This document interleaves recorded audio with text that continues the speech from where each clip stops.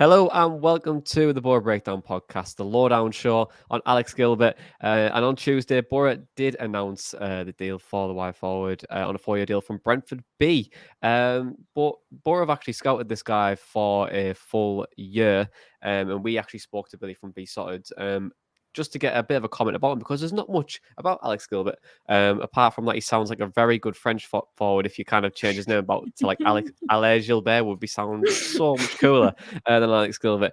But Billy was saying that he's highly rated and they did want him to extend his deal at Brentford. His position is left wing, but he can play in that number 10 spot as well. And with them, of course, being a top 10 Premier League side. Now, who would have thought Brentford would be that good now? But here they are. But they've got Weibo, Wissa, Dalsgaard, Keane, Lewis, Potter as well. And he just said there's quite a lot of players ahead of him. So it kind of felt like the right move for him. But he did caveat and say if they were in the Championship, he would 100% be getting Championship game time.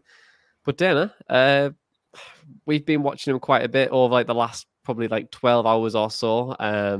Just trying to find everything we can on Alex Gilbert. I can't help but say it sounds so much better. I'm definitely going to end up accidentally saying that now. Thanks, Jonny. So anyway, we've been watching a little bit of Alex Gilbert on the last couple of days. So what's your initial thoughts on him then? What have you found? What do you enjoy about him? Yeah, he's an interesting player, because I think he's quite rich in technical ability. He reminds me a little bit of Hayden Hackney, not positionally, although in a couple of games that I did watch of him on Y Scout, he was playing in a midfield position. He was dropping quite deep. He seems like he's really adept at receiving the ball under pressure, receiving the ball on the half turn or with his back to goal as well. And he seems really confident in trusting his own ability to get out of those high pressure situations and trusting his teammates as well. I think from what I've seen of Brentford B, and I must admit that's quite limited because Y Scout doesn't have a big catalogue of games of theirs. It seems like they do have a similar build up to Boro in that they want to play out from the back. They're not going to go long. They're going to try and build it through the thirds.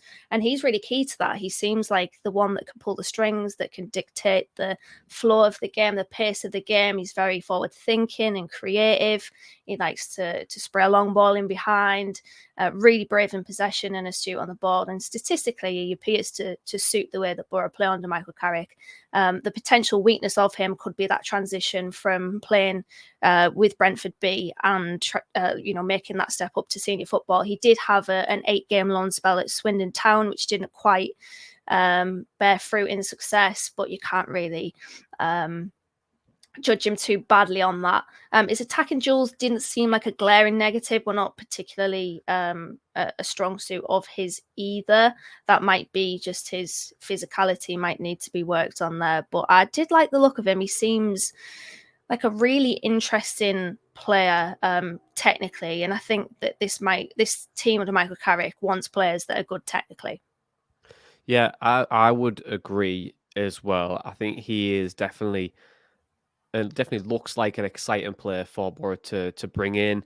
I was interested you mentioned Hayden Hackney there as well, because he'll play probably a little bit further forward than Hackney, which kind of made me feel like he could definitely play this tuber role, because he could come into the midfield, he can bring players away, he's confident in the ball, he can bring players with him, and also he creates opportunity in space. We speak on this podcast a lot about space and how can you create, how can you attack in the right areas to create opportunities. And I feel like he could be really key to that.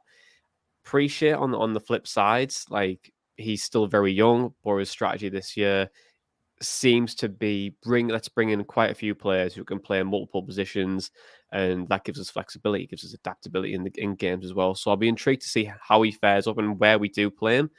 In my opinion, I could probably see him in that 10 slot, probably playing second fiddle to Akpom to some extent. It depends if Akpom's still or not. But imagine saying that conversation again. But this year we're very scared about it. But in a completely different way, though. Yeah, exactly. Off the back of a good season.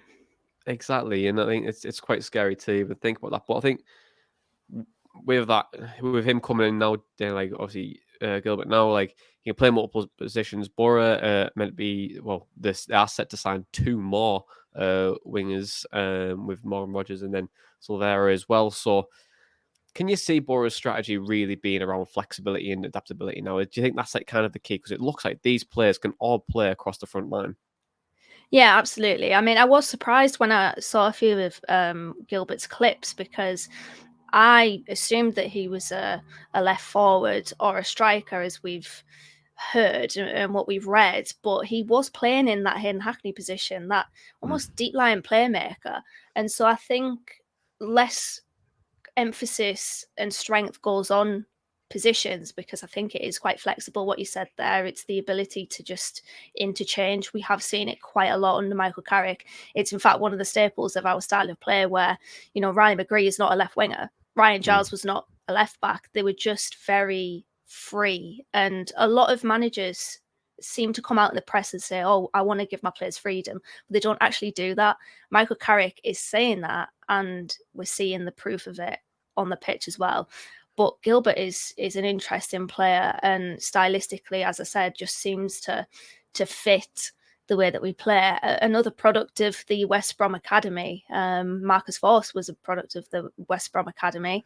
If reports are to be believed, Morgan Rogers is signing for Boro, also a product of the West Brom Academy. So I don't know what they're doing there in the Midlands. They just seem to have this conveyor belt of talent and let them go. But yeah, 79 times he played for Brentford B's team. Was their captain last season, player of the year last season, 16 goals, 8 assists. So I wouldn't expect too much of him, but be hopeful that we can pick this player up. And what Craig Johns said to us on one of our transfer pods, these untapped potential type players, I think Alex Gilbert is one of those.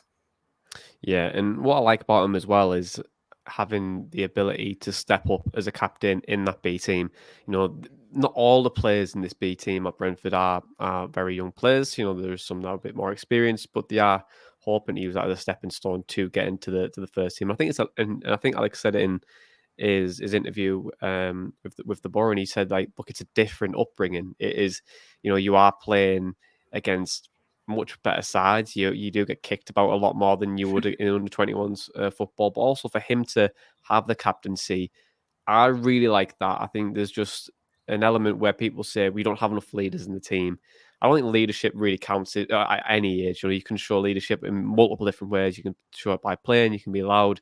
You can do it by like signaling. You can do it any way you want. Leadership comes in many different forms. But I think the fact that he's already had that accomplishment in his career already is quite a nice thing for us to have in the future as well. So I'm a big fan of him like coming in. I feel like he's going to really add to the group. I agree with you as well that we might not see him all the time, but when we do see him, I feel like we can have like a patience and a kind of a feeling of he has something about him, and you kind of see in the clips like his eye for a pass was really good. The ability to come into space and pull players away, they were all really good signs of a really technically good footballer. But with him being so young, where can you where can we? But how do you think he's gonna cope with the demands of the championship then over like the next probably few months of the season? Because I'm assuming every Boro fan will want to see him hit the ground running. Yeah, we will, because I think it probably will be another thing leveled at the recruitment team if he isn't a success. But as we've said, and as I mentioned, what Craig said, it's these untapped potential players. That's why I think I said it with Aaron Ramsey as well. I am not expecting a lot from Gilbert as I was with Aaron Ramsey. Aaron Ramsey was a fantastic pickup and really did pleasantly surprise me. What an impact he did make. Hopefully we can see a very similar impact with Gilbert, because I think I think he has all of the minerals, is what Jonathan Woodgate would say. And what this means for the rest of the squad, this could be a bit of a domino effect, because the amount of wingers that we seem to be set to bring in, Marcus Forss is going to play number 9 next season, 100%. I agree. I've thought it for a long time. I think it's going to happen. Just that natural progression of his position with Gilbert coming in. I completely agree. I think he'll play number 10 because we've got Sammy Silvera and Morgan Rogers set to come in, barring some unfortunate Shay Given-like situation. But yeah, don't expect too much from him. He is still a young player. He needs that experience. He has had experience in the Football League before, but you can't judge him off that. You certainly can't write him off because that loan spell wasn't entirely successful. So I am excited. I think he does have the base assets to be a good player and the base skill set to potentially be a good player here. And hopefully we can see it. I'm really rooting for him. Hopefully he can just perform well, and he seems pretty headstrong in the interview that he had to be able to cope with the demands of the championship. Yeah, and then the final question I'm going to ask you: how would you rate the transfer with the very limited knowledge that you have out of 5? So 5 being the best transfer we could possibly go for, and 1 being this is horrendous. What are we doing? Where would you rate this? This is a tough question because it's how you rate that rating scale. I guess I'm going to say 4 based on that. I like what this deal represents. I like that we're picking up these players that can potentially have high resale value, a decent ceiling. We're scouring the globe essentially for these rough diamonds. And as I said, the way that he plays, it definitely on paper suits the way that we do. Hopefully, in the end, when we're reflecting on Alex Gilbert's time at Boro, we can say it was a 5-star signing. But yeah, I'm happy with it, so I'm going to go with a 4. Yeah, I will. I was going to say a 4 as well. I think that the aspect of bringing in players with for low amount of money, trying to sell them on a high value, some will work brilliantly and just some will not work out. But the ones that do work out, like, help you pay off the ones that didn't. So, but for me, like, from what we've seen, I think it's a good signing for now. Will we see a lot of him? Not too sure. But overall, I think it's a really good platform for us to build on. I think if we can bring in some similar players, I think it could be quite exciting to have a team that is so young, but also full of potential. But that potential has to happen at some point. And you know what? I could even see Boro having potentially a slower start to the season just because the players are getting up to speed and playing in demand. But we'll soon see. But yeah, for me, I think it's a 4. I really hope it turns out to be a 5. But for Dana, for right now, Dana, thank you very much for joining me on the Lowdown. You'll see plenty of Lowdowns in the next couple of days because more recruitment are on fire. But for right now, this was a Lowdown on Alex Gilbert, and that was our Boro Matchday Chatter in a pod. Up the Boro Breakdown.